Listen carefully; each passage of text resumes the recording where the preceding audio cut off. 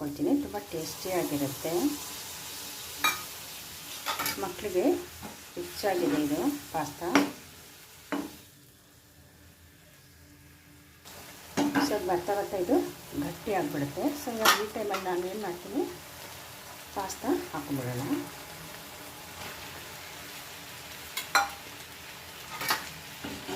Pasta ಹಾಕೊಂಡು ಚೆನ್ನಾಗಿ mix ಮಾಡ್ಕೊಳ್ಳೋಣ.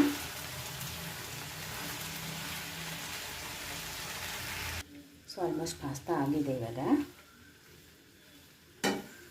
ಎಲ್ಲ ಮಿಕ್ಸ್ ಆಗಿದೆ, ಮಸಾಲೆ ಎಲ್ಲ ಕ್ಲೀನಿದೆ.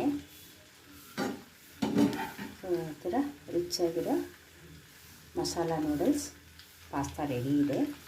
ಸೊ ಬನ್ನಿ ಇವಾಗ ಸರ್ವ್ ಮಾಡ್ಕೊಳ್ಳೋಣ ಬೌಲ್ಗೆ. ಸೊ ನೋಡಿದ್ರಲ್ಲ, ನೂಡಲ್ಸ್ ಮಸಾಲೆಯಿಂದ ಯಾವ ಥರ ಪಾಸ್ತಾ ಮಾಡಿದ್ದೀನಿ ಅಂತ. ನೀವು ಮನೇಲಿ ಟ್ರೈ ಮಾಡಿ. Thank you for watching.